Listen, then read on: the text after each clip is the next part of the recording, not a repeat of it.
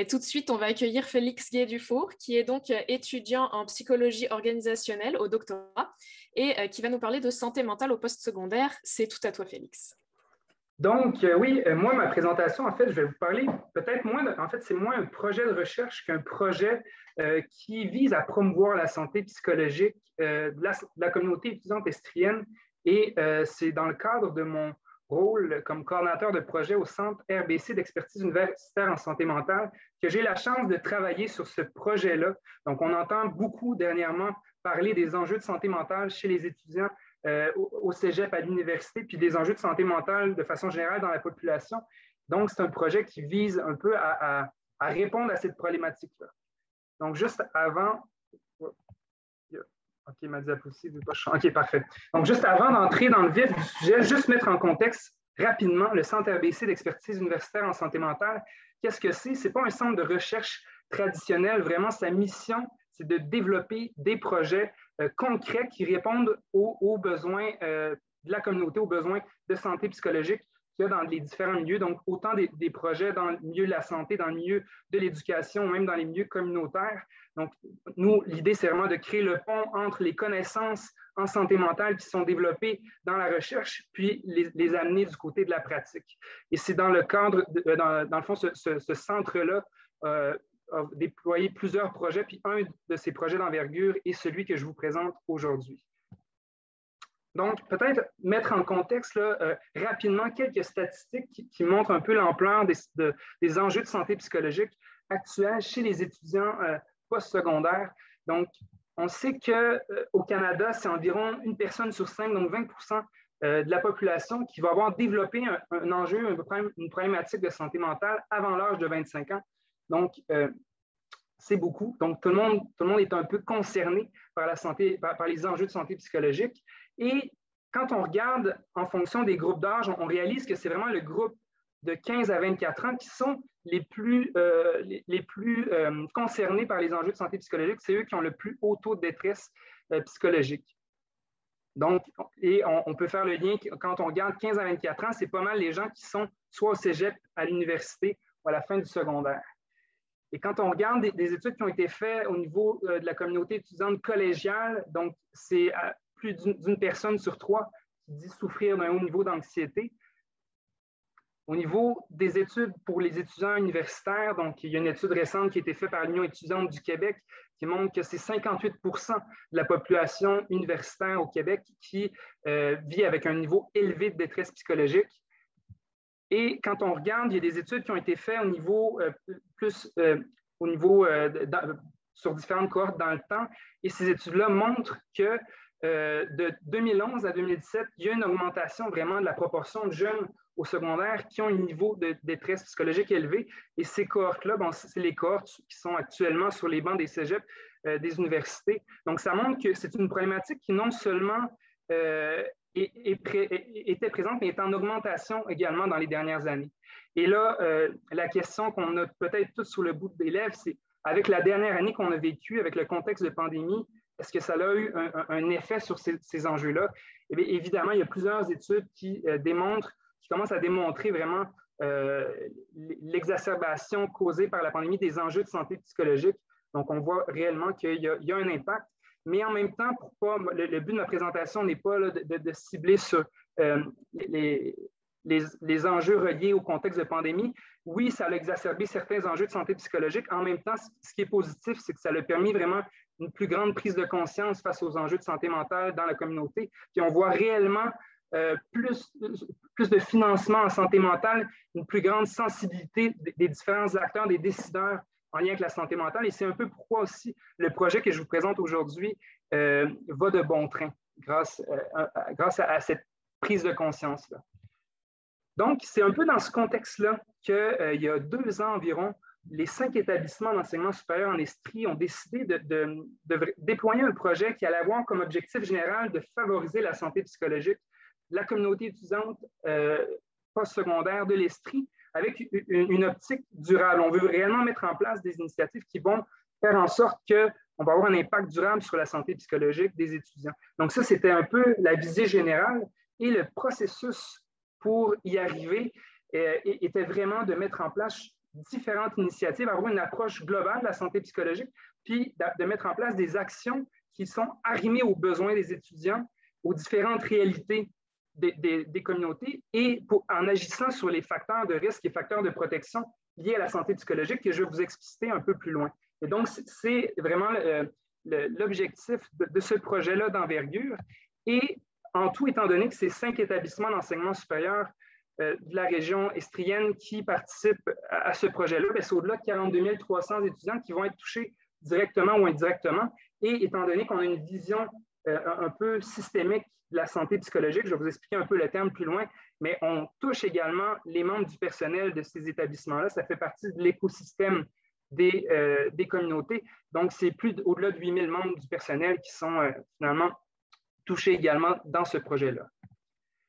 Donc, l'idée du projet, en fait, c'est réellement de partir de ces problématiques, de ces enjeux-là, puis de regarder, OK, quels sont les enjeux présents présentement dans nos établissements et qu'est-ce qu'on peut faire en s'appuyant sur les bonnes pratiques, qu'est-ce qu'on peut faire pour solutionner ces enjeux-là. Et pour ce faire, il y a 4 approches qui ont été ciblées pour vraiment être les principaux phares dans l'avancement du projet.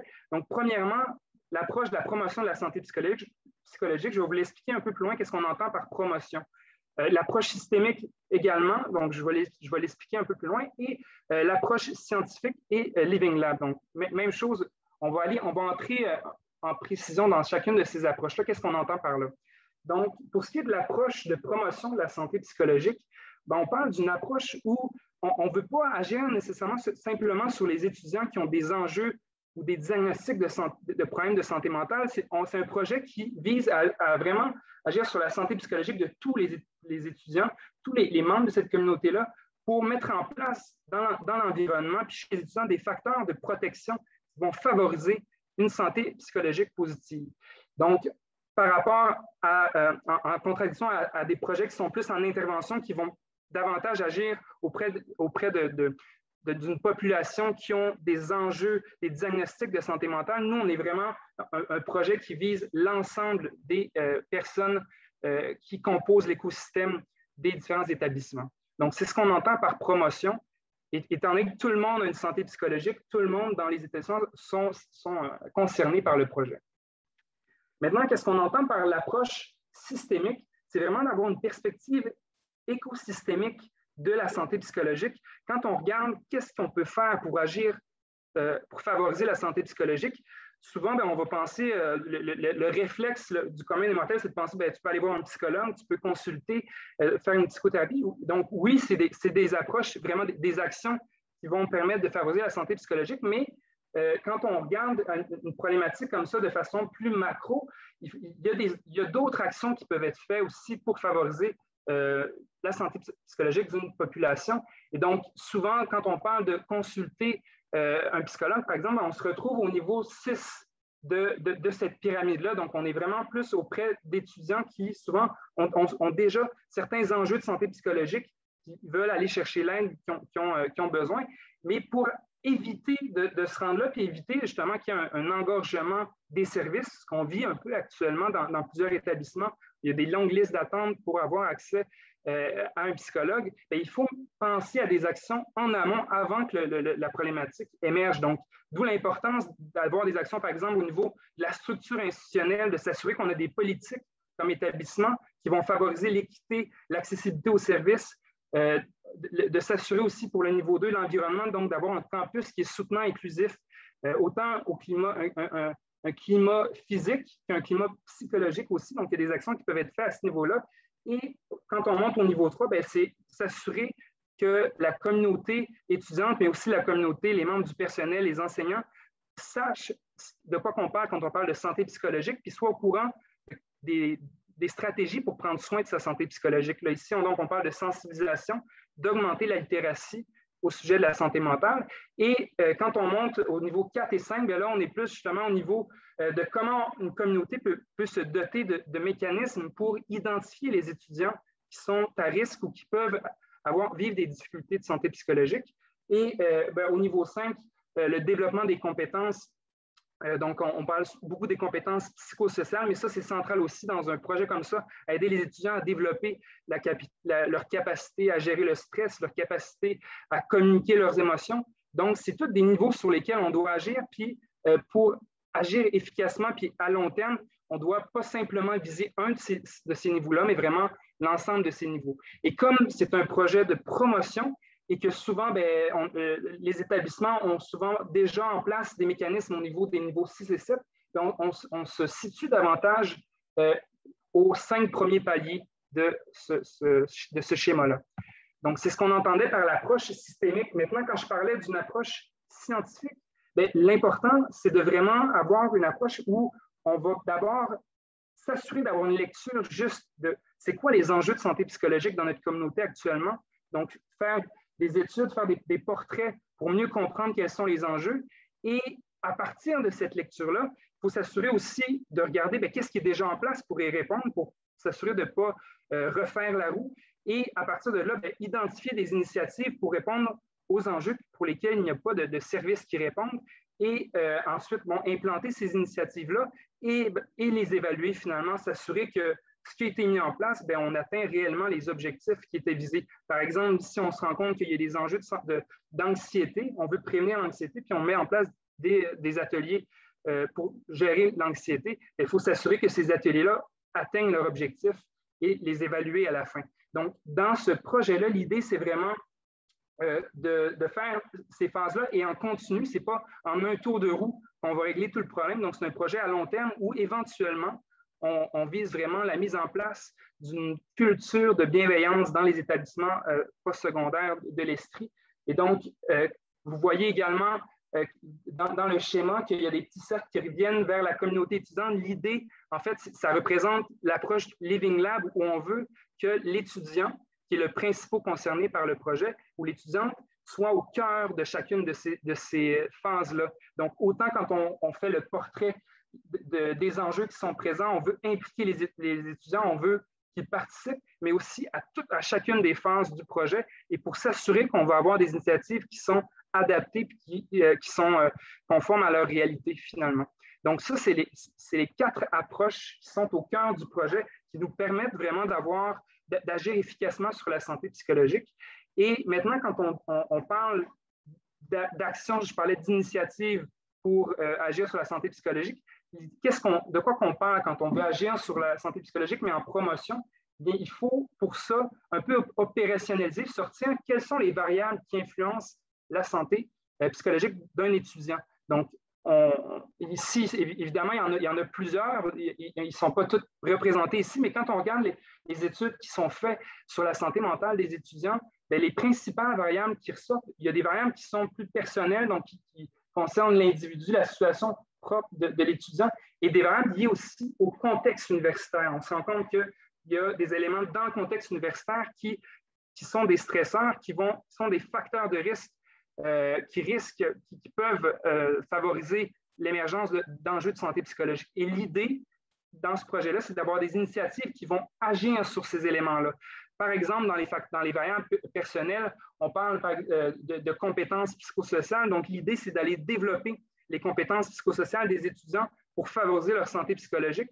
Et je vais expliquer qu'est-ce qu'on entend par compétences psychosociales, mais tous ces éléments-là, c'est des variables sur lesquelles on veut agir avec différentes initiatives. Par rapport au contexte universitaire, juste un exemple de variable qui peut influencer le climat dans un programme, par exemple un programme d'études. On pense à des programmes d'études où il y a un climat de compétition. Donc ça, c'est un élément qui peut contribuer à des enjeux de santé psychologique. Donc, comment faire en sorte que l'environnement soit davantage plus bienveillant pour l'étudiant puis favorable à une santé psychologique. Donc, les variables sur lesquelles on agit. Puis quand je parlais de compétences psychosociales qu'on veut développer, qui sont au cœur du projet, bien, des exemples de ces compétences-là, on parle de la gestion du stress, se connaître et apprendre à s'estimer, la régulation des émotions, apprendre à s'affirmer. C'est toutes des compétences qui se développent tout au long de la vie d'un individu, puis qui, une fois qu'il les a développées, qu'il les maîtrise, ça l'aide à faire face aux défis, aux difficultés du quotidien sans développer justement des enjeux, des problèmes de santé psychologique. Donc, maintenant, concrètement, ça ressemble à le projet, je vous explique un peu la démarche, mais concrètement, les initiatives qui ressortent, qui sont présentement mises sur pied dans le cadre de ce projet-là, il y en a de différents types, étant donné qu'on veut agir aux différents niveaux, puis qu'on veut agir à la fois sur l'étudiant lui-même, donc on veut l'outiller, l'aider à développer certaines compétences, mais on veut aussi agir sur l'environnement. Et donc, des exemples d'initiatives qui ont été mis en place, il y a des cours à l'université, par exemple, qui ont été mis en place en lien avec la santé mentale, des ateliers aussi qui sont offerts plus de façon parascolaire pour développer les compétences socio-émotionnelles. Il y a des capsules, donc des séries vidéo sur justement l'intelligence socio-émotionnelle. Quand je parle d'intelligence émotionnelle, en fait, on rejoint les compétences psychosociales. Il y a différentes aussi, donc des conférences sur qu'est-ce que c'est une culture de bienveillance en lien avec justement la culture, pour contrer un peu la culture de performance qui est présente dans les universités, les cégeps, pour favoriser davantage un climat qui est favorable à la santé psychologique. Et d'autres exemples d'initiatives aussi, des programmes de pairs aidants, donc pour s'assurer que les étudiants puissent s'entraider entre eux. Donc, c'est tous des exemples d'initiatives qui présentement se développent tranquillement et font l'objet d'évaluations pour justement être en amélioration continue puis s'assurer qu'on agit, qu'on améliore continuellement les initiatives et les services qui sont en place pour favoriser la santé psychologique des étudiants. Donc, je vous avoue que j'ai dû couper dans ma présentation au départ. Je n'ai pas trop la notion du temps, mais juste avant ce soir, je me suis pratiqué puis ça prenait beaucoup trop de temps, fait que j'ai charcuté ma présentation. Et là, je ne sais pas trop, j'en suis où dans le temps, je ne sais pas si j'ai dépassé, mais ça fait le tour de la présentation. Un tout petit peu dépassé, Félix, mais c'était bien correct comme ça, t'en fais pas. Je vais laisser Charlie gérer la période de questions maintenant. Puis merci, Félix, pour ta présentation très intéressante et très beau projet. Et j'en profite d'ailleurs pour rappeler aussi que notre événement de ce soir est en partenariat avec le RECMUS, qui a justement organisé un concours sur la santé mentale pour les étudiants de la FMSS, où chacun peut donner un peu les trucs qu'ils ont pour améliorer leur propre santé mentale. Ça peut aller de écrire de la main gauche quand on est droitier jusqu'à caresser son animal de compagnie. Donc des petits détails qui parfois peuvent faire la différence. Charlie, je te laisse gérer les questions. Vous pouvez toujours lever vos petites mains virtuelles pour poser vos questions. Oui, Alexis? Oui, ben merci pour la présentation, Félix. Moi, je suis un peu curieux pour peut-être les gens qui sont moins ferrés là, dans psychologie organisationnelle. Tu parlais de politique institutionnelle. Là. De quelle manière ça pourrait se manifester une politique institutionnelle qui favorise le bien-être et la bienveillance? Mais en fait, politique, de différentes façons. Tu sais, je nommais en exemple des politiques qui vont assurer l'équité entre les différents groupes d'étudiants. Par exemple, il y a certains groupes d'étudiants, comme justement, on prend l'exemple d'étudiants internationaux, qui, de par leur statut, leur réalité qui est bien différente, vont être plus à risque de développer des enjeux de santé psychologique, donc d'avoir des mesures, des politiques qui vont leur offrir, qui vont leur donner accès à certains services, pourrait être un exemple de politique. Mais sinon, simplement le fait comme institution de mettre en place comme officiellement, c'est-à-dire la santé psychologique comme priorité institutionnelle. C'est-à-dire que, par exemple, dans un plan d'action stratégique, nous, on met la santé psychologique de nos étudiants en premier plan et qu'il y a des ressources, un budget qui est attaché à ça. C'est le genre d'action qui peut être fait au niveau justement plus politique, plus structurel, qui permet à des projets comme ça, à des initiatives, puis, qui permet de favoriser la santé psychologique des étudiants. Donc, c'est beaucoup des politiques qui éventuellement vont venir avec des ressources aussi. Super, merci. Oui, puis je voyais toutes les politiques en lien avec l'équité, la diversité, l'inclusion. En effet, c'est ça. Donc, ces politiques-là sont un exemple parfait là, de politiques qui vont favoriser la santé psychologique des étudiants. Ensuite, on avait Marie-Joëlle. Oui, merci. Je me demandais justement, parlant de politique, est-ce que vous allez faire en sorte que le projet se rende à la politique?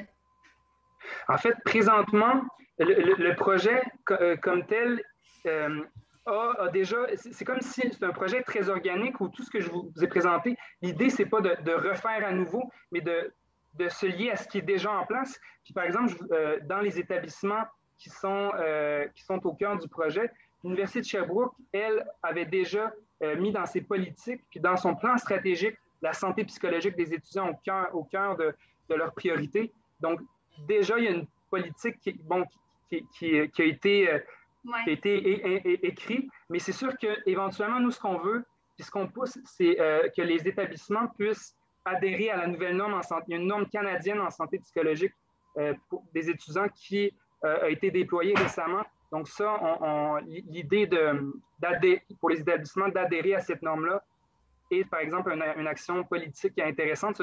Éventuellement, ça pourrait aller vers ça. Puis oui, c'est sûr que nous, notre souhait, c'est que de plus en plus, il y a des politiques, puis il y a des structures pour encadrer ces initiatives-là.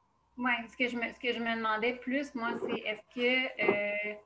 est-ce que finalement nos politiciens vont être mis au courant de votre oui. démarche? Oui. Ah, c'est une bonne question. Puis à ce niveau-là, oui, on a participé, par exemple, il y a eu des consultations pendant la dernière année pour la santé, un comité ministériel qui s'est penché sur la santé psychologique des étudiants. Puis des membres de notre projet ont participé à ce comité-là. Puis tout ce que je vous ai présenté a beaucoup influencé le plan d'action ministériel qui va être qui a été en fait présenté la semaine dernière, puis qui va influencer aussi les ressources qui vont être distribuées. Donc, il y a à ce niveau-là, oui, on veut aussi influencer les politiques, même provinciales, mais c'est sûr que c'est un travail, c'est toujours une question de ressources et d'argent. Étant donné qu'on est toujours dans un contexte où les ressources sont limitées, mais on veut pousser, on veut continuer à pousser ce dossier-là. Puis déjà, on a eu des victoires dans ce sens-là. OK. Merci.